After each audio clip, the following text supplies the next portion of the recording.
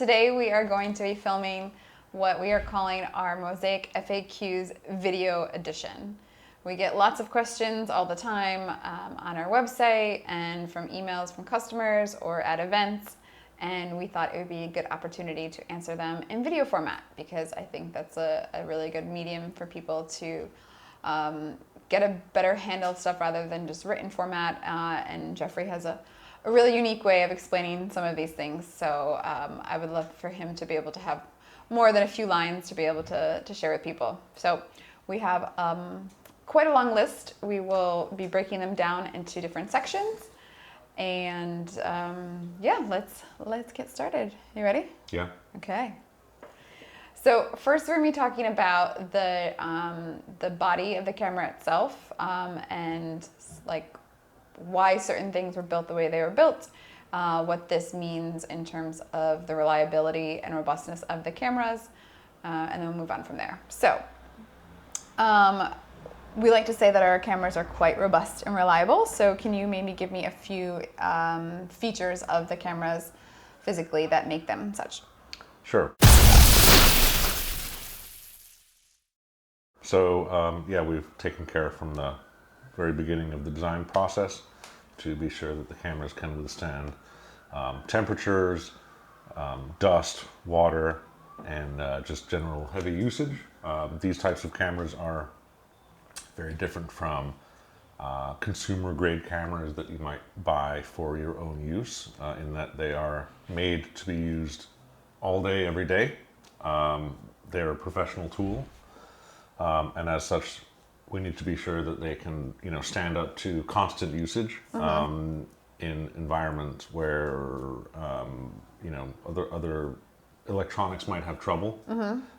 So, mounting a camera like this on top of a car and driving around in the summer heat all day on a dusty desert road is really not very kind to electronic equipment. So, first of all, there's the heat. So our camera has quite considerable thermal mass and a large heat sink, not because there's some massive processor in there, but just because the heat that it does give out, which can be up to 30 watts, needs to be dissipated, even in environments where the temperature will be 45 degrees Celsius or over 100 degrees Fahrenheit. So show you what we're talking about? Yeah, so here you've got some, two big heat sinks. The processors inside the camera are directly mounted onto these things on the inside. So that allows the cameras to have proper thermal dissipation, which gets us to the next thing, which is water. So again, these cameras are made to be mounted on top of a car, and of course it might start raining at any moment, depending on where you are. And we didn't really like the idea of having this, nice, beautiful device be vulnerable to the rain. So it is sealed. It's hermetically sealed. You can't really call it waterproof, but it's water resistant, and it is built to the degree that you can leave it out in the rain. We have personally had one of these cameras mounted on the car and left it out in the weather for months at a time. It got rained on a lot, and it completely stood up to that. So if you have something that's water resistant, it means you can't have any holes in it, obviously. So it has to be sealed. And in terms of heat dissipation, that means that you can't have any kind of ventilation. You can't have any fans. You can't have any air moving in and out. So that makes the heat part even more difficult. So the camera is totally sealed against the elements. It can dissipate the heat even without any ventilation, and it's therefore sealed against water and dust as well. But doing all of these things at the same time is pretty challenging. But the proof is out there, and we've got a lot of happy customers in rough environments who are using these cameras. The next thing is the connectors. So again, you've got multiple ways that you need to connect stuff, cables, Ethernet cable, power cable, things like that.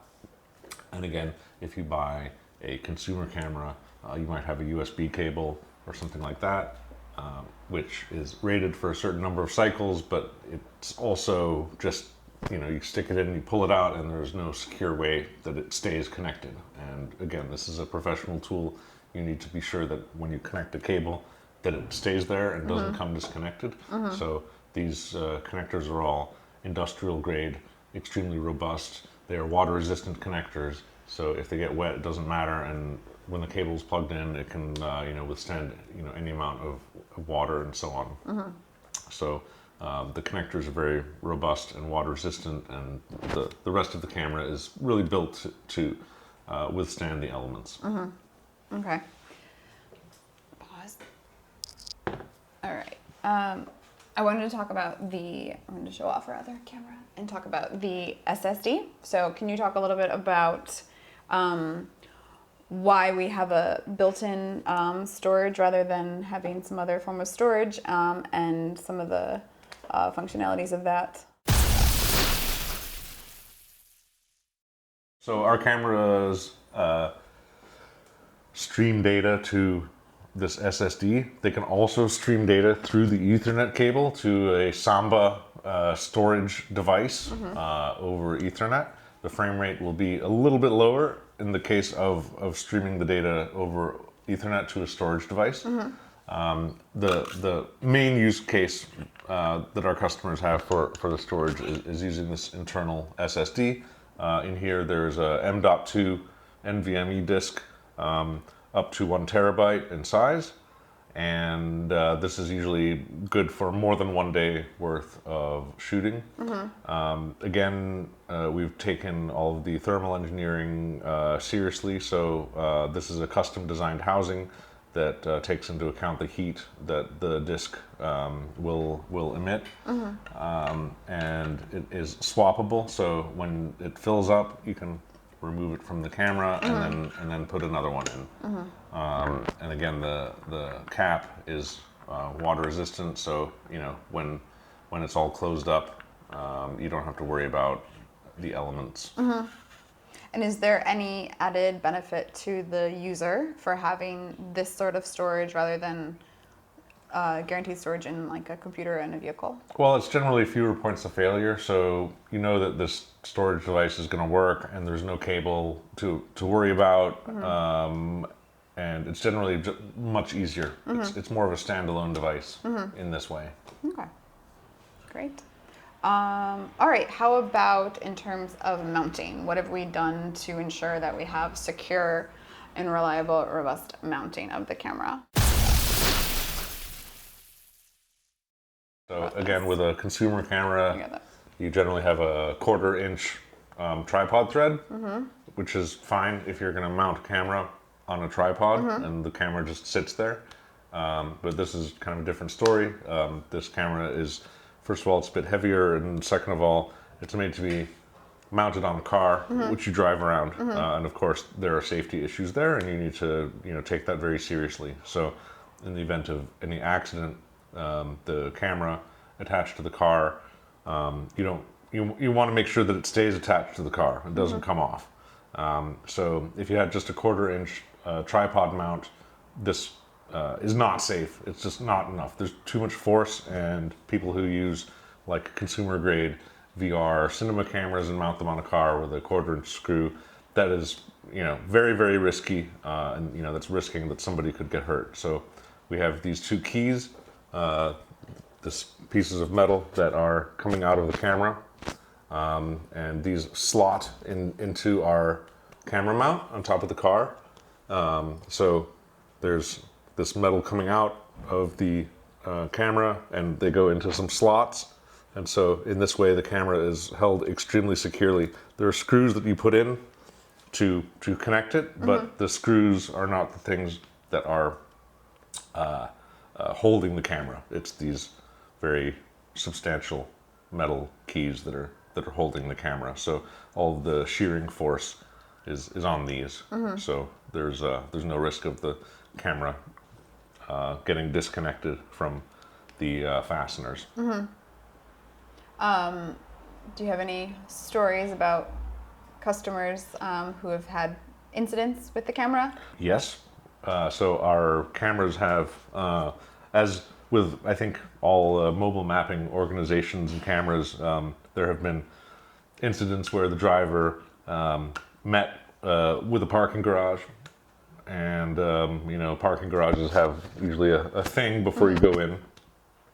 So a couple of customers drove through this and wrecked their, I think it was the roof mount that got damaged, but the camera itself did not get damaged. So and this is on two separate occasions where the cameras survived, and there was some other part of the car that didn't make it very well. But yeah, Mosaic 2, parking garage, 0. Nice. Okay, one last thing I wanted to ask about was the lenses. So what have we done to ensure that they are as robust as possible? Could you just give us a little information about what we've done to ensure the protection of the lenses? Sure. So in front of each lens is a lens protector. This is borosilicate glass. It's quite scratch proof and temperature proof. If you do scratch it, it can be easily replaceable. And of course there's a gasket to prevent any water ingress. So it's the most durable type of glass to protect the lens without unduly affecting the optical path or affecting the image quality. Cool. All right. So now I want to move on to the next chapter in the questions related to everything with the sensors and lenses, and like why you chose a lot of these components, what that means for the quality of the images, and what that means for like the end user in terms of what they can expect. So maybe you can talk about, walk us through like what is in each of these cameras in terms of lenses and sensors and all that. This is the Mosaic X. It has 6 image sensors and lenses. There's 5 going around and 1 pointing up. They are Sony 1-inch global shutter sensors. The lenses are approximately 120 by 90 degrees. They're in an f-theta projection. And we've matched the lenses and the sensors to each other very carefully so that the lens offers the best possible resolving power for the sensor. So every pixel that you get from the image sensor is really great. It's sharp. There's very little or to no chromatic aberration, and there's a good distribution of resolution from the center of the image to the edge of the image. The overlap between the sensors is it's enough, but not too much. If you have too much overlap, then you're kind of wasting pixels, and the resulting panorama is smaller than it could be. So we've, made the appropriate trade-off between not having too much overlap and getting the appropriate stitched resolution. The stitched resolution of a panorama, when you stitch it together from these, is around 13.5K, 13,500 pixels. Which is a higher resolution than any similar cameras that may be on the market. It's possible to record at up to 10 frames per second, or do distance-based triggering, which we can talk about later. And yeah, in general, this is very high-performing camera, and the general image quality is something that we're really happy with. The lenses are focused and calibrated in-house by us, one by one, and we do a very precise optical calibration of each sensor and lens, plus the entire assembly, before we ship out each camera to its customer. Okay. I get the question a lot, and I think you do a great job of explaining it better, but when people ask about resolution and they want a very specific number, it's really easy for different cameras to compare themselves by a number, but can you talk about like if that really means something, or like how you can use something like 12K or 13K and compare that to other cameras with similar resolution, but like what does that actually mean in the end for the quality of the image. So yeah, of course, there's always some, when you look at a camera online and look at the specifications, there's always, what is the resolution? How many megapixels are there? And of course, with that kind of stuff, there's always the chance for, the marketing department to try to, be a little bit cheeky or something like that. So of course, the number of megapixels isn't the whole story. And every camera, there's a image sensor and there's a lens in front of the image sensor, and you might have an image sensor that's take these phones these days, you have 64 megapixel or 200 megapixel phones, but there's no way that the lens on those sensors is actually going to resolve 200 megapixels. And if you would compare that camera to a full frame Sony mirrorless camera that's 61 megapixels, there's no chance that the 200 megapixel one is going to show more detail than the other one with a full frame sensor and 61 megapixels. There's just no chance, because the lens is very important. So while you can get away with saying the camera has a certain number of pixels, you do need to actually look at the images and see for yourself what kind of detail that you can resolve with the lenses that are being used. And besides the actual sharpness, there are other things to take into account that the lens can affect, such as contrast, both on the kind of on the micro level and on the macro level. The way that the lens behaves, if there's light shining into the lens, if there's specular light like the sun or light sources, what kind of lens flare there is and how well it can respond to that. So there are a lot of factors that affect image quality than the megapixel specification. In terms of our 13.5K resolution, that's something that we are very happy to stand behind. And as I said, we've matched the lens and sensor very carefully, so that we have very high quality pixels. So this is a 72 megapixel system. I've seen other systems on the market that have 24 megapixel sensors, but the lens isn't as good, and the overall image, while you could say that it's 96 megapixels, it's definitely not as sharp as what we have here. So yeah, megapixels are definitely not the whole story. Great, thank you. I think you made a very bold choice in choosing fisheye lenses. Can you kind of walk us through why you decided to go with that, as it's not the industry norm, I think? There are different types of lenses that you can have on cameras. The kind of classic type of lens is like a pinhole type lens. So if you would, at home, make a pinhole camera, which is you just take some photographic paper in a box and you poke a hole in the front, and then you wait for a few minutes and it will expose through the pinhole an image. And this is one kind of model of a lens where it's sort of the standard type of lens where all the lines are straight. If you have a GoPro, you might be familiar with the GoPro that the lines are not straight, they're more curved. And that is because if you have a very wide angle lens, there's some kind of distortion when the lens is more than about 60 degrees field of view. So if you have a lens with more than about like this much field of view, more than that, it's going to look a bit weird, no matter if it is a pinhole type rectilinear lens or a f theta fisheye type lens.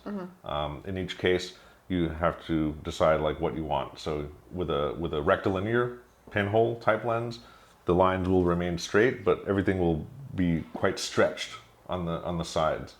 And with a f theta or fisheye lens, the lines will be curved, but there will be more of a kind of even, consistent resolution from the center of the image to the edge of the image, and that way it can look more natural. For a 360-degree camera for an array of cameras where you need to combine multiple lenses to make up a spherical image.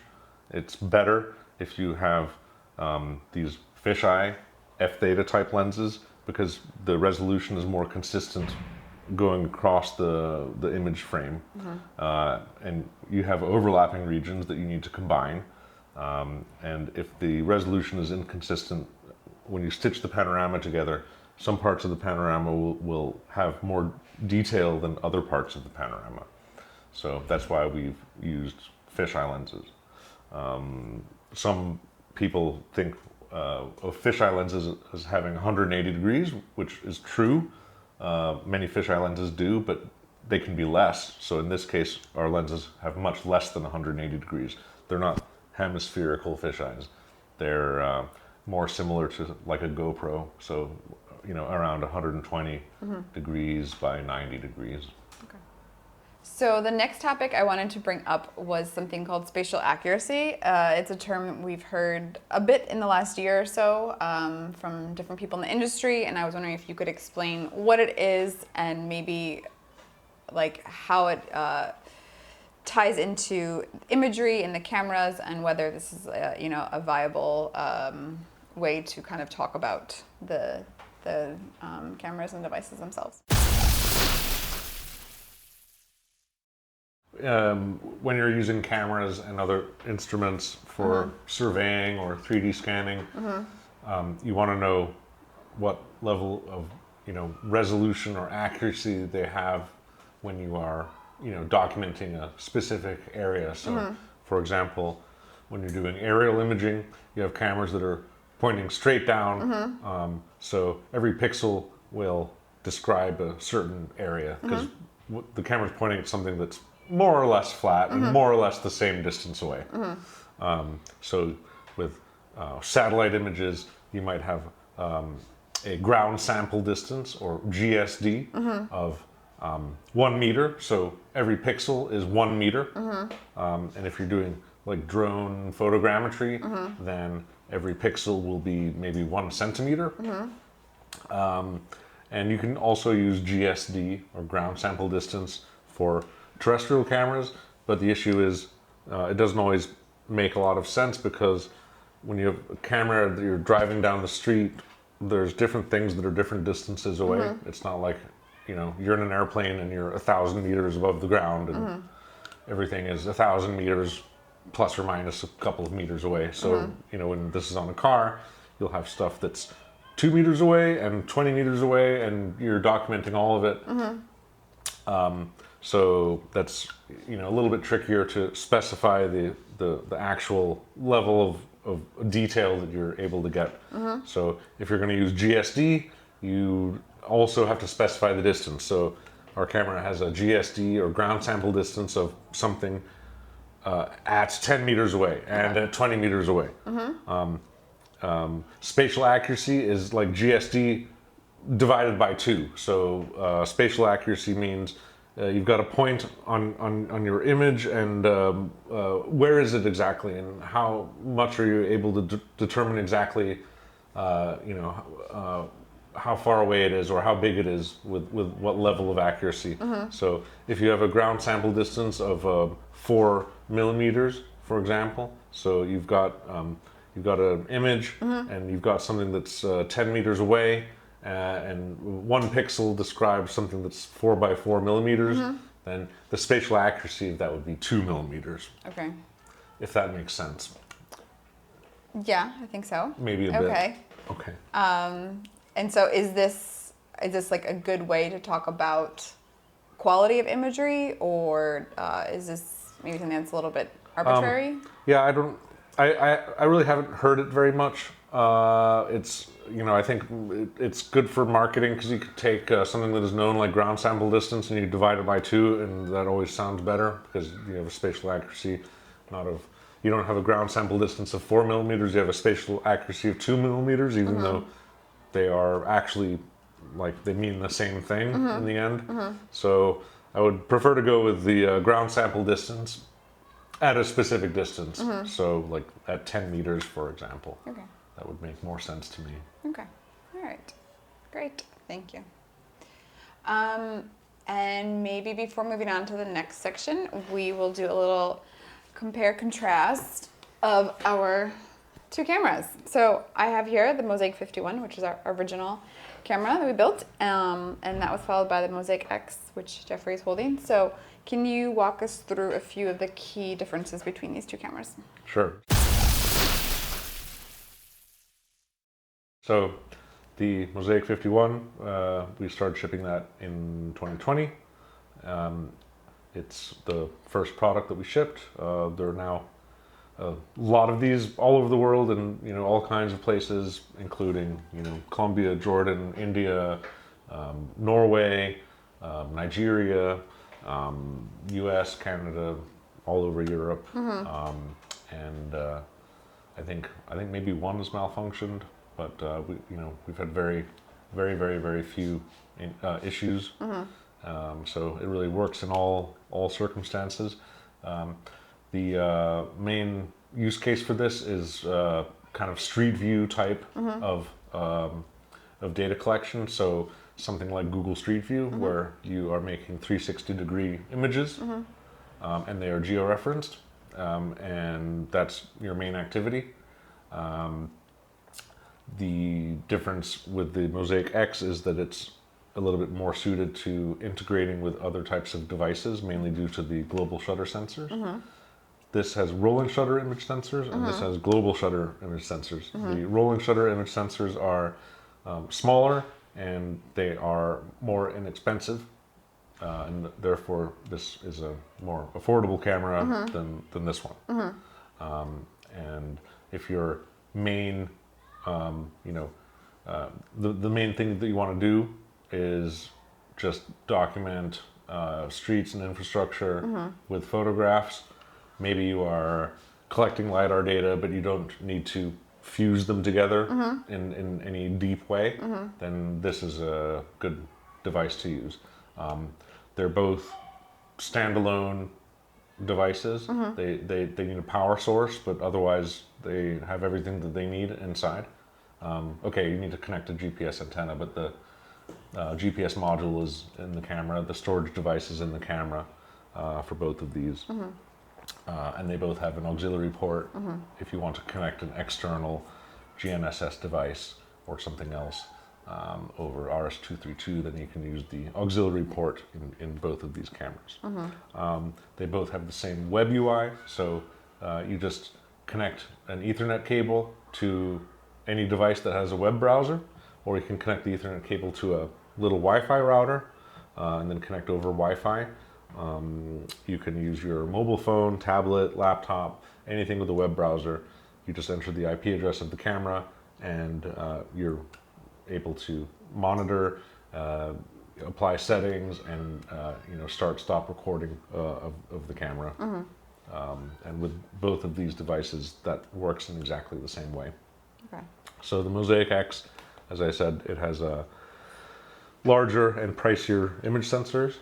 Global shutter sensors expose all of the pixels in the image at the same moment. The rolling shutter sensors capture them line by line. So global shutter sensors are used in industrial applications where having correct geometry of the image is important. The lenses are also larger and pricier. So the image sensors on these are about 4 times larger than those image sensors, and likewise the lenses are bigger. So the whole optical assembly here is considerably higher end in general. And because of the global shutters, it is more feasible to combine the image data with LiDAR data to make a colored point cloud, or if you want to do photogrammetry and do 3D reconstruction, the global shutter sensors are better for that. Okay. Besides the price point, are there any advantages to using rolling shutter sensors?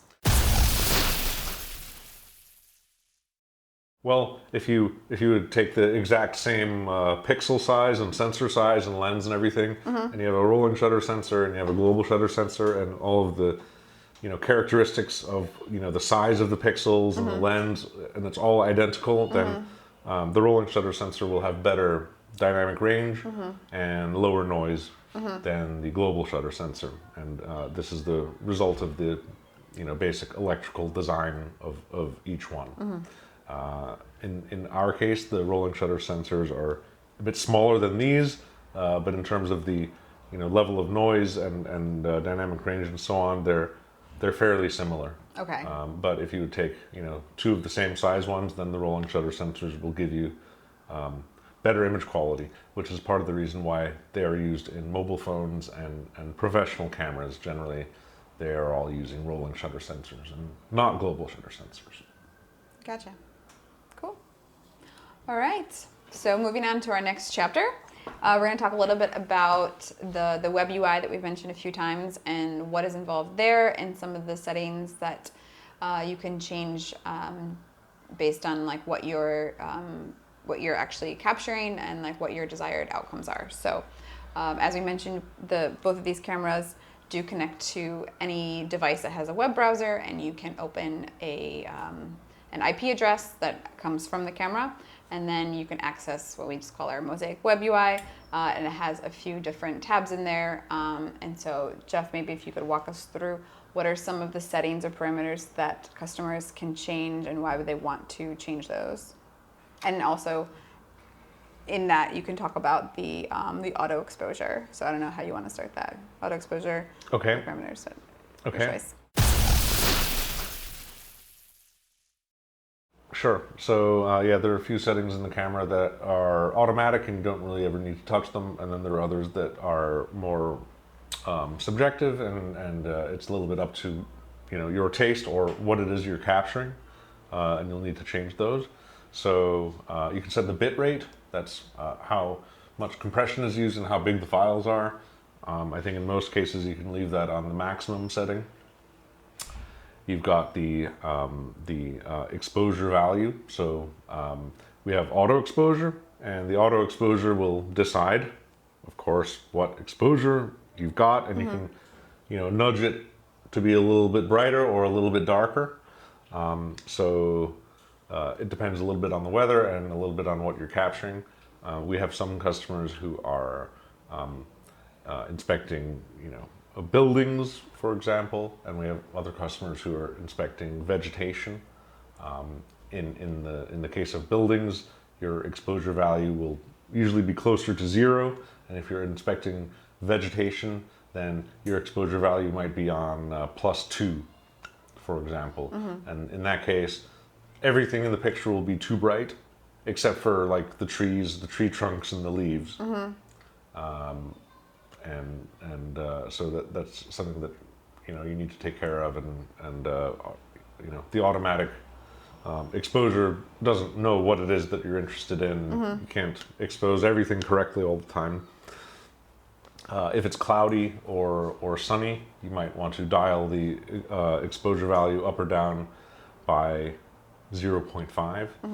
And again, that's a little bit up to the user. Some people prefer an image looking a certain way, where there's a few pixels in the sunny areas that are overexposed. Other users don't like that at all, and they don't want any pixels to be overexposed. So we do our best to make the auto exposure work as well as possible, but there are always cases where the user might want to override that a little bit. There's also the gamma setting. So you can think of gamma as like contrast, basically. So a higher setting of gamma, like 2.6 or 2.8, you'll have a lower contrast overall. So on a sunny day where you've got things that are in the sun, and across the street you've got a bunch of stuff in the shadows, you can have a gamma setting of 2.6 or 2.8, and the whole image will be a little bit lower contrast, and you should be able to have decent detail both in the highlights and in the shadows. If you have the gamma on a lower setting like 2.2 or 2.0, that'll be higher contrast. There'll be brighter brights and darker darks. And in the same situation where you've got sunny on one side of the street and shady on the other side, the sunny side might be a little bit too bright and the shady side might be a little bit too dark. But if it's cloudy, where the whole scene is generally lower contrast overall, maybe you want to set the gamma to something a little bit lower in order to have higher contrast. And again, that's really up to the person using the camera. We've also got manual exposure. So if you want to just specify one exposure setting and you don't want the camera changing it, if you're doing certain types of data collection where you're going to do 3D reconstruction afterwards, it might be a good idea to have a constant exposure. Again, this will work better if the light isn't actually changing much. So if it's a cloudy day and you're driving around outside in one area, then you can have one manual exposure and it'll all be the same everywhere, and the photogrammetry process will go a little bit better. Okay. So our cameras have a maximum frame rate, max FPS of 10. While most of our customers do not use that because it is a lot of data. Can you explain a little bit about the fact that the cameras are constantly running at that frame rate, but then only actually storing based on what the desired maybe distance is or something else, and like why that's important also for the quality of the images? Because the camera is internally running at 10 frames per second, that means the auto exposure is also responding at that speed. So even if you're triggering the camera, to save the image once every 2 meters or once every 5 meters, the internal auto exposure stuff is responding 10 times a second. So when you go, under a bridge or out of a tunnel, we can have the auto exposure respond, within a couple of frames. So that's in a fraction of a second, and that means that the actual images that you're saving will be much more likely to be exposed correctly. Okay, got it. Can you talk about all the different ways that the camera can be triggered? Our cameras can capture data to the storage device, to the disk, at up to 10 frames per second. So we can use this constant frame rate, or we can have a triggered mode. So we can trigger the camera whenever we want. We can have a distance-based triggering, and that uses the internal GPS device. So as you're moving, you can decide to capture one image every 2 meters or every 5 meters or something like that. And in this case, if you're mapping a city, you really don't need to be capturing 10 frames per second pretty much ever. And especially if you're starting and stopping, capturing data at a constant frame rate, even if it's 1 frame per second, you'll end up wasting a lot of data, sitting at red lights and stuff. So having this distance-based triggering saves a ton of data, and you only end up with the data that you actually need. You can also have an external device trigger the camera. So you might have an external LiDAR device or something like that that's telling the camera when it needs images. You might have an external GNSS device that is triggering the camera. You can have the distance-based triggering use the internal GNSS device or the external one. So yeah, we have a few different ways that the camera can be kind of manually triggered in order to save the data. All right. We get questions a lot from customers who want to know about how fast they can be driving. And there is no solid answer that we can give, but can you kind of maybe walk through some of the possible options, or when you want to do this or that, or drive fast or slow and that sort of thing? Sure. So in the end, this is a camera and you have to obey the general rules of photography in terms of shutter speed and motion blur. So basically, as long as your shutter speed is fast enough and the subject matter that you need to photograph is the appropriate distance away, that it's going to be a sharp image, then you can drive as fast as you want. So we have successfully used these cameras at a speed of 170 kilometers an hour. That is 120 miles per hour? I don't know. It's more than 100 miles an hour. In that case, you want an exposure speed of less than 1 millisecond. Like maybe 1/10,000th of a second or something like that. Again, it depends if you need the pavement that is right near the car to be sharp, or if you only want to be able to read the street signs and things like that.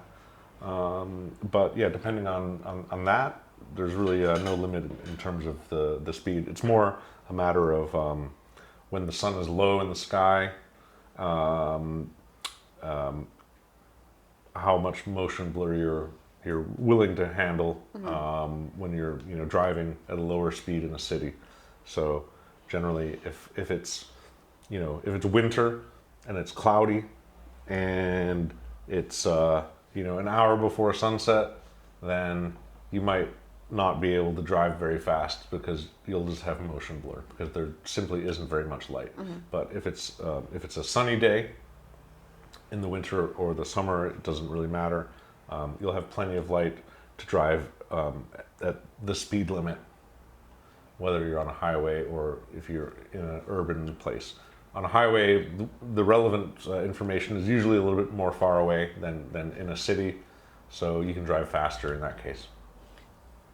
We do endorse driving at the speed limit. Okay. Speaking of light, we often get asked questions too about performance in tunnels or in very low light conditions, including at night. So could you speak to that?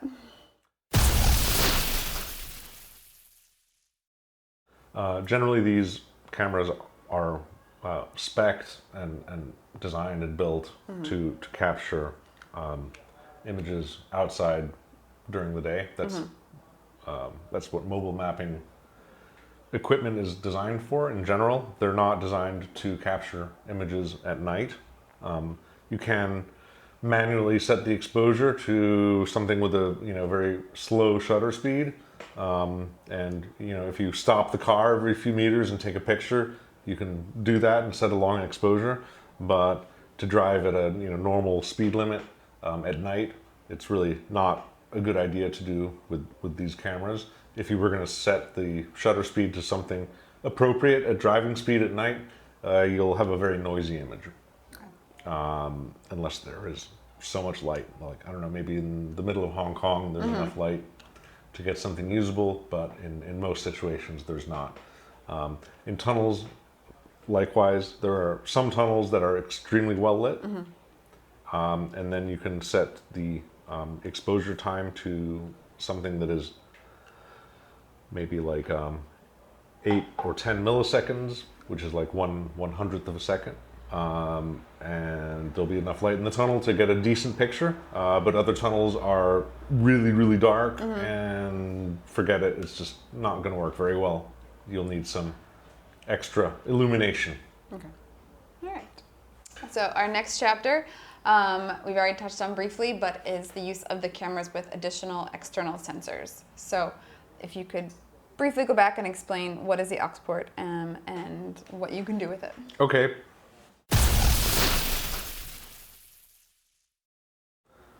Here, we can show it on there too. This one, next to the antenna ports, there's an auxiliary port right here. And with this port, we can communicate with other devices using the RS-232 protocol.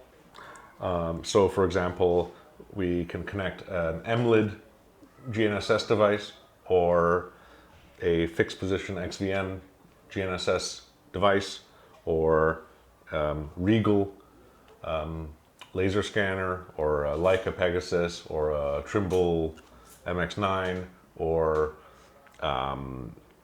many other third-party external GNSS modules. And it's possible for the camera and this external device to share their timestamps or exposure pulses or something like that. So, for example, if we connect an external GNSS device in the web UI of the camera, we can say, okay, don't use the internal one, use the external one.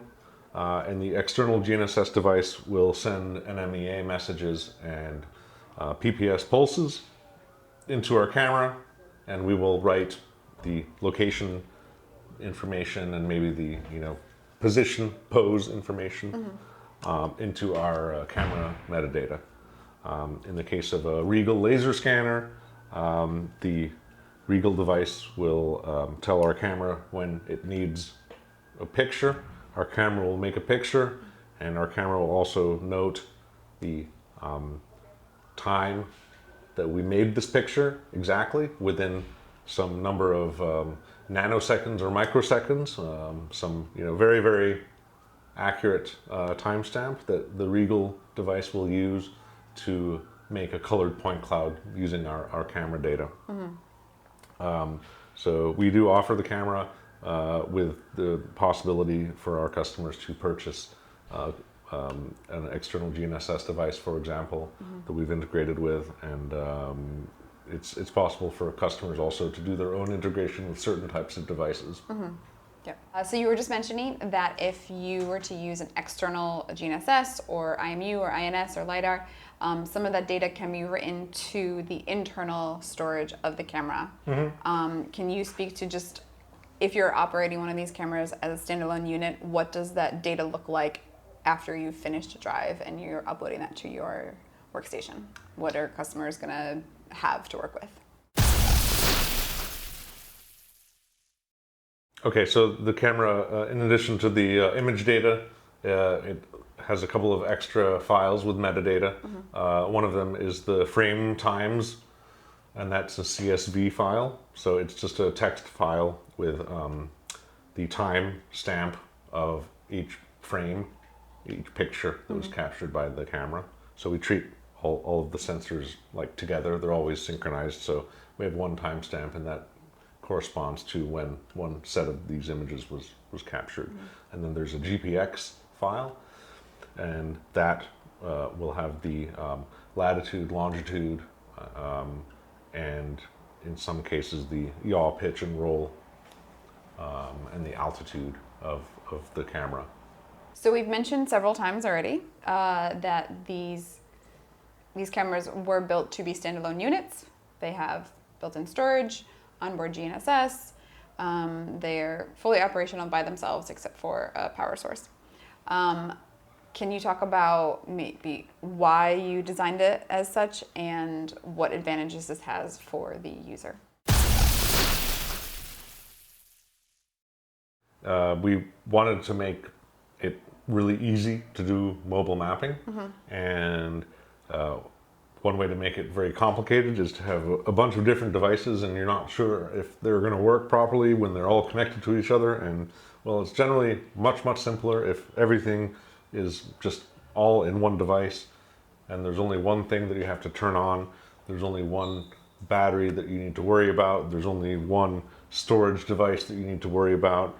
All of the image sensors and everything else are going to a single storage device, and just keeping everything as simple as possible obviously makes everyone's life easier.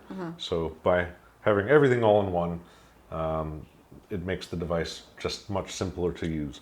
Of course, we want to make it also possible for customers to use it any way that they want to, and there are customers who have other devices that they want to use, such as an external IMU, GNSS device, and so on. So we do make that possible, but it's not necessary. And for many use cases for mobile mapping, customers don't need anything more than this. They just connect the power, they connect the antenna, and they go. And we've had plenty of people tell us that they were pleasantly surprised at how little training it took to start using this. There are other products on the market that look a little bit similar in that they, there are a bunch of cameras making a 360, but they don't actually work by themselves. They require connecting a computer, a GNSS device, a storage device. Everything else has to be connected to it, and this can become very, very complicated very fast. And you have many points of failure, and there are many things that can go wrong through the day, and it requires a lot more training and a lot more understanding of the different failure modes and how to fix them and things like that. So keeping it all on one was very important for us. And then kind of where we're positioned in the market, how would you, compare us to consumer and prosumer cameras and maybe more high-end mobile mapping systems, which obviously would include additional sensors. So where do we fit in there? You can, for example, get a GoPro or a Insta360 camera and make 360-degree images or videos, and that can work okay for what they were designed for, which is more kind of casual use. Generally, they lack the connectors that are robust. They lack any weather resistance. They don't have much impact resistance or dust resistance. And they might have a lot of overheating problems. So they generally have a lot of issues which make them less feasible if you're doing this type of stuff for your job and you need something that you can depend on that will continue working no matter what the weather might be or what kind of bumpy road you're on. So besides just the basic image quality, there are a lot of differences between this camera and those consumer cameras. In terms of the resolution, we do offer a much higher resolution than those consumer devices, but we make only pictures, we don't make video. This does not make 30 frames per second or 60 frames per second video like those devices do, because it's not something that is really necessary for mobile mapping. There are also devices on the market for mobile mapping and surveying that are very, very expensive. Those devices generally are laser scanners. You can find them made by Regal, by ZNF, by Leica, by Trimble, and those devices might cost well into the six figures, mid to high six figures even. And those devices combine an extremely high-grade IMU with extremely high-performing lasers that allow people to create very dense point cloud with a very high level of accuracy. So we're talking about millions of points per second with an accuracy of a couple of millimeters.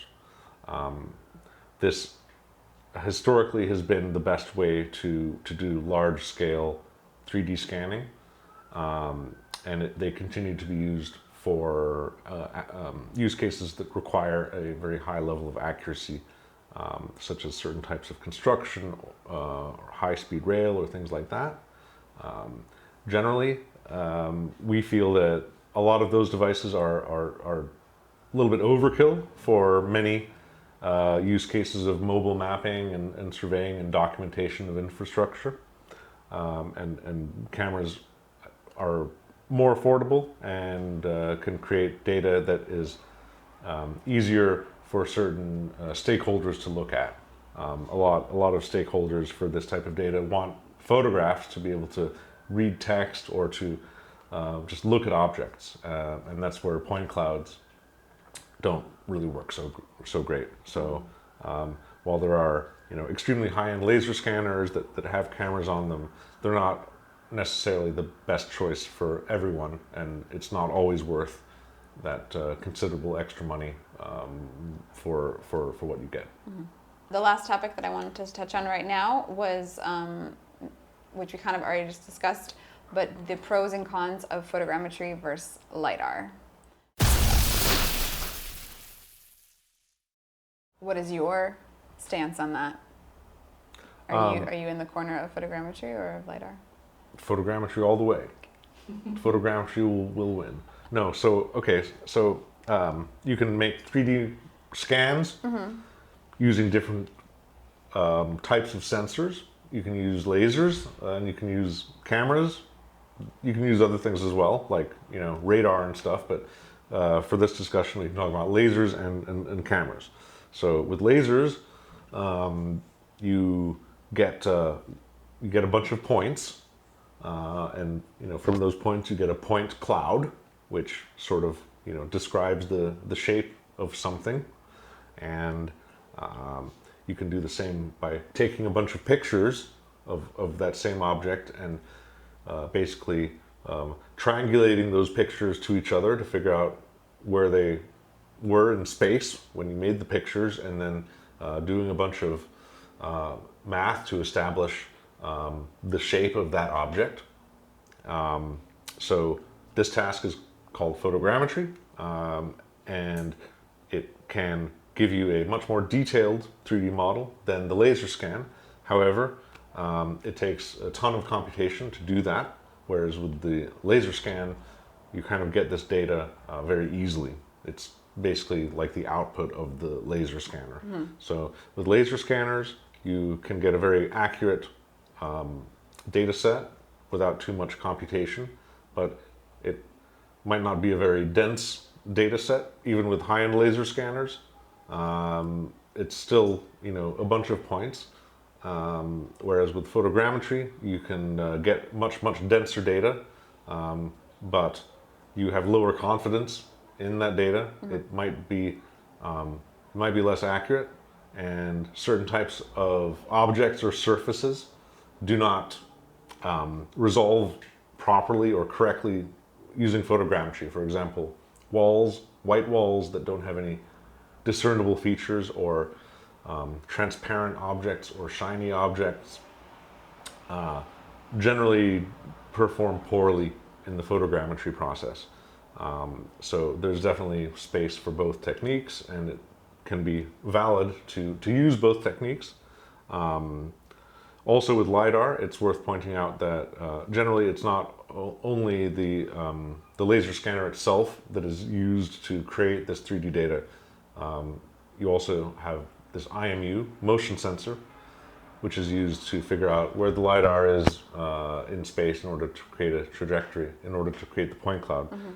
So this LiDAR and IMU can be used in combination with the cameras to help you figure out part of the photogrammetry process, which can speed that up. So while you might not use the LiDAR point cloud directly in the photogrammetry process, it can be helpful for establishing the camera positions in order to speed everything up later. Okay.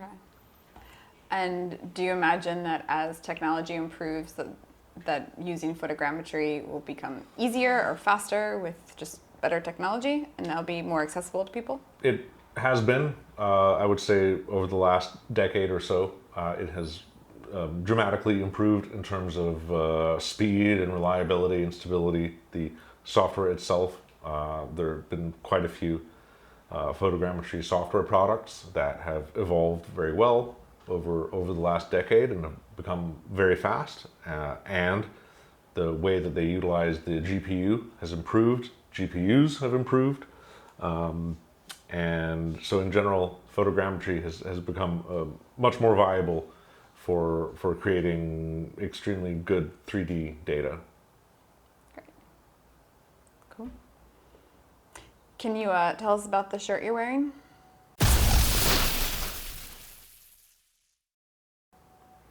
This is a red shirt, and when we were figuring out the branding for Mosaic, our branding guy, Sasha, saw me wearing this shirt, and he incorporated it into the Mosaic colors. So now this Mosaic red, it came from this shirt. And it's still standing. And yeah, it's still here. Has a couple holes though, but only in the back. Great. Do you have any questions for me? No. Are we done?